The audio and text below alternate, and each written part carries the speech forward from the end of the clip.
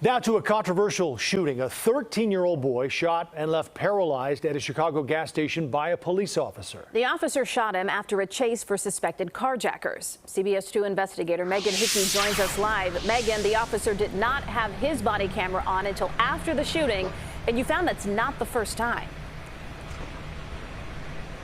Right, Joe and Erica, the officer was involved in another incident about a year ago where, according to police records, he returned fire during a traffic stop in Garfield Park. But the body camera there is also incomplete, only showing the aftermath of the shooting. On June 16, 2021, officers stopped a sedan in an alley on the 300 block of South Kilbourne after noticing the occupants not wearing seatbelts. But then CPD said an officer returned fire after shots were fired at officers. Here's a look at the body camera video, identified by the Civilian Office of Police Accountability as the camera worn by the officer who fired shots. It noticeably picks up after the shots were fired. The officer identified in use of force reports is the same officer who's been identified as the one who shot and critically wounded the 13-year-old boy on May 20th of this year. We're not naming him because he hasn't been charged and he isn't named in the lawsuit. He literally puts his hands up, and that's the moment that he shot. But yet again, video of the actual shooting from his viewpoint is missing. The officer's attorney tells CBS 2 that in the most recent incident, he thought he pressed the button, adding it was a high-stress situation. The other officers enabled and activated their body cameras. That video is going to be crucial.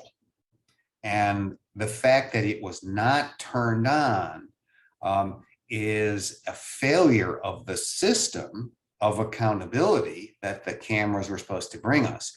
Policing expert David Harris, who works with departments to improve their policies, says the missing video makes it much more difficult to evaluate the officer's actions. Did you get the gun?